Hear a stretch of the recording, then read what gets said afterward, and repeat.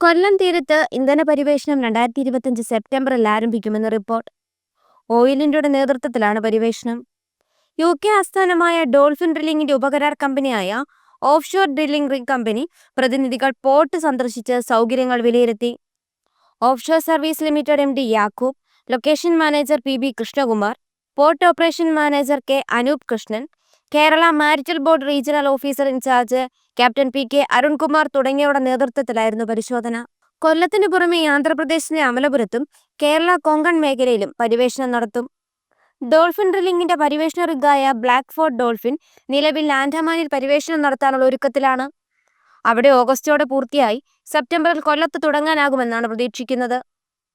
കൊല്ലം തീരത്ത് 48 കിലോമീറ്റർ അകലെ ആഴക്കടലിൽ ഒരു വർഷം നീണ്ടു നിൽക്കുന്നതാണ് പരിവേഷണം. ഓയിൽ ഇന്ത്യ ഉദ്യോഗസ്ഥർക്ക് എത്താനായി ആശ്രമം പരിസരത്ത് ഹെലിപാഡ് സാധ്യതകൾ പരിശോധിക്കും. റിഗിലെ ഉദ്യോഗസ്ഥരും ജീവനക്കാരും 15 ദിവസം കൂടുമ്പോൾ മാറും. ഇവർക്ക് നഗരത്തിലെ ഹോട്ടലുകളിലായിരിക്കും താമസ സൗകര്യമൊരുക്കുന്നത്. പരിവേഷണത്തിനിടെ എന്തെങ്കിലും അപകടങ്ങൾ ഉണ്ടായാൽ പ്രവേശിപ്പിക്കാൻ നഗരത്തിലെ ആശുപത്രി സൗകര്യങ്ങളും ഉദ്യോഗസ്ഥർ പരിശോധിക്കുന്നുണ്ട്. കൊല്ലം തുറമുഖത്ത് കൂറ്റൻ യാർഡ്, പ്ലാന്റ്, പരിവേഷണ കപ്പലുകൾക്ക് ഇന്ധനം നിറയ്ക്കാനുള്ള സൗകര്യം, താൽക്കാലിക ഓഫീസ് തുടങ്ങിയവ സ്ഥാപിക്കുന്നതിനുള്ള നടപടികൾ പുരോഗമിക്കുകയാണ്. സീസ്മിക് സർവേ വെസലുകൾ ഉപയോഗിച്ച് ഇന്ധന സാന്നിധ്യം പരിശോധിക്കും. തീരത്തു നിന്നും 26 നോട്ടിക്കൽ മൈൽ അകലെ ജലനിരപ്പിൽ നിന്ന് 80 മീറ്റർ താഴ്ചയിലാണ് പരിവേഷണം. ഏകദേശം 6000 മീറ്ററോളം ആഴത്തിൽ കുഴിയെടുക്കും. ദ്രവേന്ദ്രത്തിന് പുറമെ വാതക സാധ്യതകൾ മുൻനിർത്തിയാണ് പരിവേഷണം.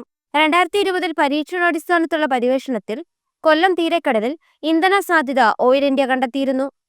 അതേസമയം ലാഭകരമാണെങ്കിൽ മാത്രമേ പെട്രോളിയം മന്ത്രാലയത്തിന്റെ മേൽനോട്ടത്തിലുള്ള പരിവേഷണം തുടരുകയുള്ളൂ.